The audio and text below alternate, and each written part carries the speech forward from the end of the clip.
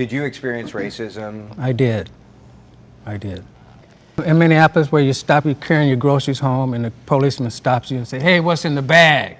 You know, raising his voice, and you're just not 10, 11 years old, and, you know, you're just walking home and he's going to want to know what's in your bag. And you tell him, and he just drives off without saying anything. When you hear your grandpa tell stories like that of kind of experiencing racism, I guess what does that make you feel, or how do you react to that? I actually never heard that story before. Oh, you haven't? Yeah. That's the first time I heard that. Yeah. Well, personally, I've never dealt with things like that, but hearing it kind of makes me disappointed in the world, just to know that that actually happened. Or it happened to somebody that we know personally. Yeah. Well, I think that's the hard part. Like, you want to share the stories, and you want the next generation not to have those stories. So my father dealt with his racism. I've dealt with sexism and racism. And you don't want to share those stories, but these are the realities that we're living in. And so my father does not share all of these stories because it's a sad story, and do I want my children to absorb that and to absorb the negative feeling of I am other, so I'm not worthy?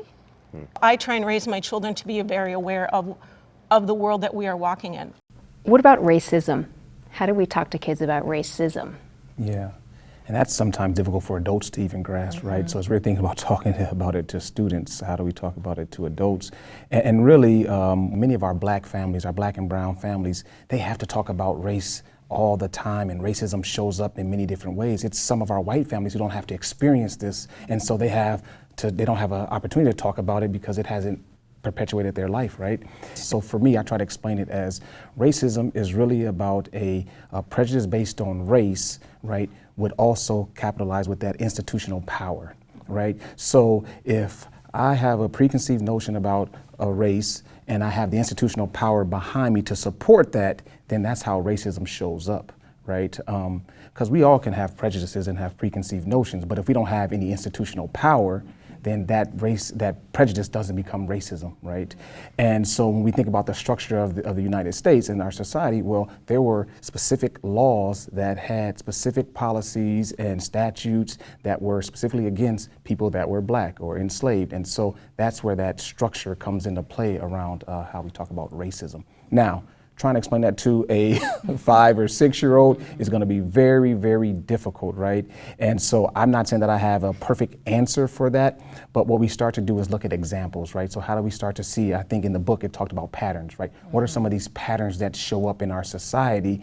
And let's look deep into those patterns and see how they impact us and how they impact certain people. Shonda, how about you? How do you how do you describe racism to kids? Yeah, I agree with a lot of what Michael just said, and I'm thinking back to a conversation I had with my daughter's Girl Scout troop, which I also lead, a few years ago, and many of the girls in the troop were white. There were a few that weren't, and they had brought up a conversation that happened out on the playground where there were some girls who mostly were black or biracial, didn't want to play with them, right? And they thought that it was because they were white and the other girls weren't, and they were all riled up that day at the meeting. They said, well, that's not fair. Why do they think that we don't want to play with them just because of this? And so it was an opportunity for me to talk about racism in a way of, okay, well, that's part of what racism is. It's about where we notice that there are differences between two people or two groups of people, and we treat people differently based off of that without knowing anything else about them. Right? And so think about how you felt about not being asked to play on the playground or being accused of being something that you weren't, right? There might have been lots of other reasons you didn't play with them the other day, but they don't know that. They just see what's on the outside.